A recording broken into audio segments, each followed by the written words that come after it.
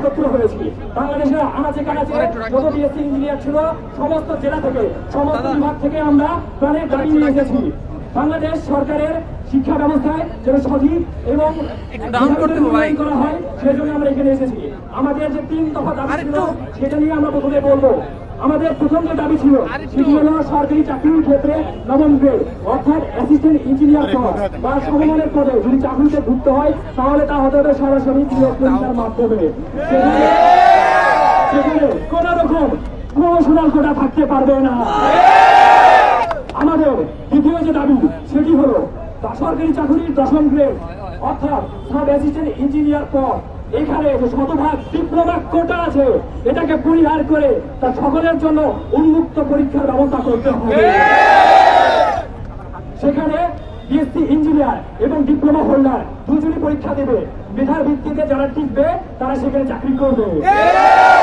যদি এমনটা হয় তারা মেধার পরিচয় দিয়ে সেখানে শতভাগ চাকরি পেয়ে যাচ্ছে, তাতে বিএসসি ইঞ্জিনিয়ারদের কোন রকম সমস্যা নাই। এবং এর সাথে আমাদের প্রাণের যে আরেকটি দাবি সেটি হচ্ছে যদি কারো বিএসসি ইঞ্জিনিয়ারিং ডিগ্রি না থাকে তবে সেটা নামের আগে ইঞ্জিনিয়ার পদবি ব্যবহার করতে পারবে। এবং এই দাবি আদায় করার জন্য আমাদের একটা প্রজ্ঞাপন জারি করা হয়েছে। এই বিষয়ে আমরা বিস্তারিত করব।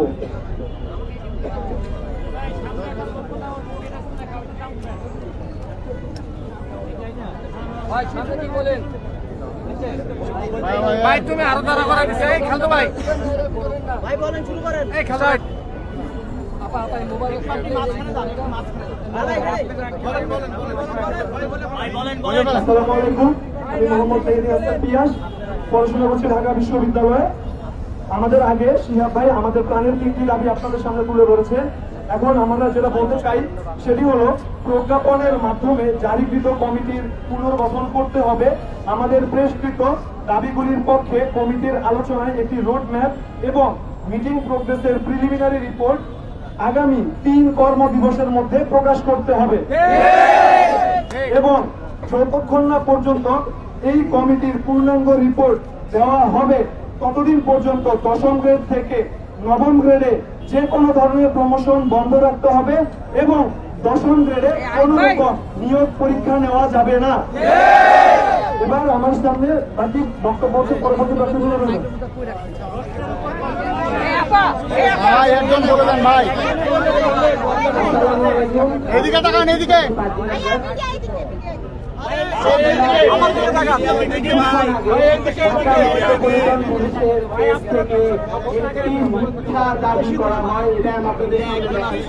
যেখানে দাবি করা হয় আমাদের এই যে ছবিটি, এইটি 21 ব্যাচে রাফিদ খান, এই ছবিটি এই ঘটনার সাক্ষী আমরা সবাই। এখানে দাবি করা আই প্রযুক্তি দিয়ে তৈরি।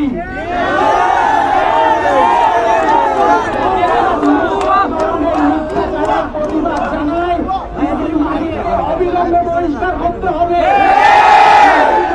নেতৃত্বে কালকে আমাদের শিক্ষার্থীদের উপর যে ন্যাক্কারজনক হামলা হয়েছে তার জন্য তাকে অবিলম্বে বহিষ্কার করতে হবে। আপনারা সবাই দেখেছেন কালকে আমাদের শিক্ষার্থীদের উপর নির্মমভাবে হামলা চালানো হয়েছে। আমাদের শান্তিপূর্ণ কর্মসূচিতে কিভাবে তারা হামলা চালিয়েছে এবং শুধু হামলাই চালায় নাই, তারপর তারা কি পরিমাণ নাটক করেছে তা আপনারা দেখতে পাচ্ছেন। মাসুদ এক বক্তব্যে বলেছেন আমরা নাকি একটা চাকু নিয়ে ঘুরি। তার বক্তব্যের প্রমাণ অনতিবিলম্বে দিতে হবে। না পারেন তবে তিনি প্রকাশ্যে সবার সামনে এসে ক্ষমা চাইবেন। তাকে অনতিবিলম্বে বহিষ্কার করতে হবে। মাসুদের বহিষ্কার ছাড়া আমরা এখান থেকে এই দাবি আদায় না করে আমরা যাব না।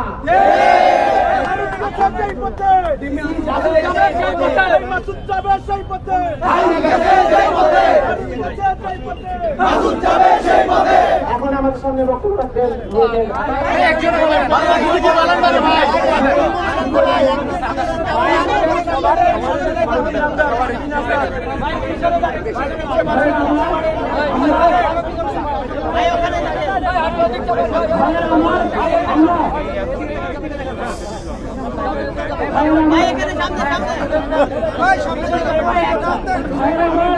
আমরা গতকালকে এসেছিলাম পুরো বাংলাদেশ থেকে এটাই শুধুমাত্র পুরো শিক্ষার্থীরা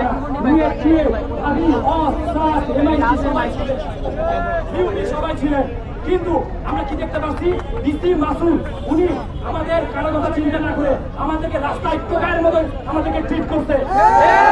আমরা কি কোনো সন্ত্রাসী? তাহলে আমাদের উপর হামলা কেন হবে? আমরা অবিলম্বে এই হামলার বিচার চাই।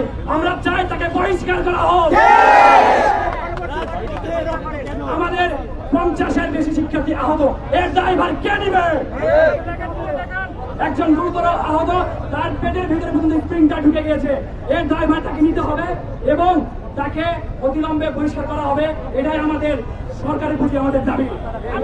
পরবর্তী কর্মসূচি কি ভাই?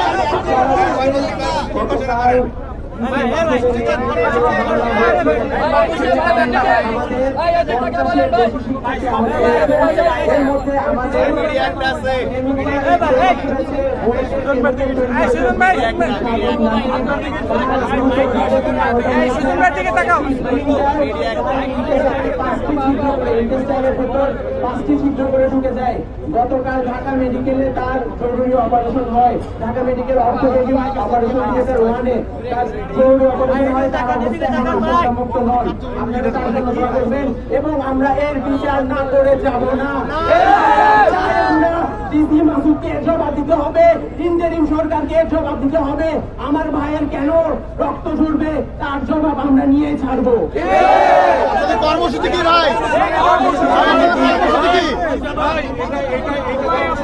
কর্মসূচি কি আপনাদের পরবর্তী?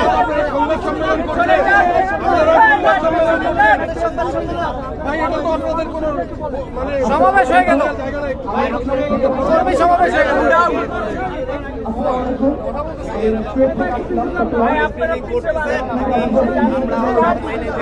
তো আমাদের ইঞ্জিনিয়াররা বাইরে যায় কেন? ইঞ্জিনিয়াররা বাইরে যায় কেন? তারা কিছু মেধার মূল্যায়ন পায় না। পরীক্ষা দিয়ে, ভর্তি পরীক্ষা দিয়ে ম্যাথ সলভ করে আমাদেরকে পরীক্ষা পাস করে তারপর আমরা ভার্সিটি চান্স পাই। এরপর আমাদেরকে যখন ডিপ্লোমাদের সঙ্গে যুদ্ধ করতে হয়, ডিপ্লোমাদের সঙ্গে এসে যেমন আমাদেরকে অধিকার আদায় করতে হয়, তাহলে এর থেকে বেশি একটা জন্য আমাদের কিছু হতে পারে না। কারণ আমরা কখনোই চাই না বাংলাদেশ দেখে, আমরা কখনোই চাই না বাংলাদেশের মেয়েটা অন্য কোথাও চলে যায়। আমরা চাই বাংলাদেশের মেয়েটা বাংলাদেশে থাকে। পরবর্তী কর্মসূচি কি ভাই? আমাদের মেধা পাচার হয় একমাত্র এই কারণে, তারা বাংলাদেশে যথেষ্ট মূল্যায়ন পায় না। তো আমাদের যে 3 দফা দাবি, নবম গ্রেড শুধুমাত্র বিএসসি ইঞ্জিনিয়ারদের, 10ম গ্রেডে শুধুমাত্র পরীক্ষার মাধ্যমে তারা যোগ্যতা নিয়ে আসতে হবে এবং ইঞ্জিনিয়ার বিএসসি ডিগ্রি কখনোই ইঞ্জিনিয়ার ছাড়া কেউ ইউজ করতে পারবে না। শুধুমাত্র বিএসসি ডিগ্রি প্রকৌশলী অথবা ইঞ্জিনিয়ার ট্যাক্সি ইউজ করতে পারবে। কর্মসূচি আপনাদেরকে জানিয়ে দেওয়া হবে।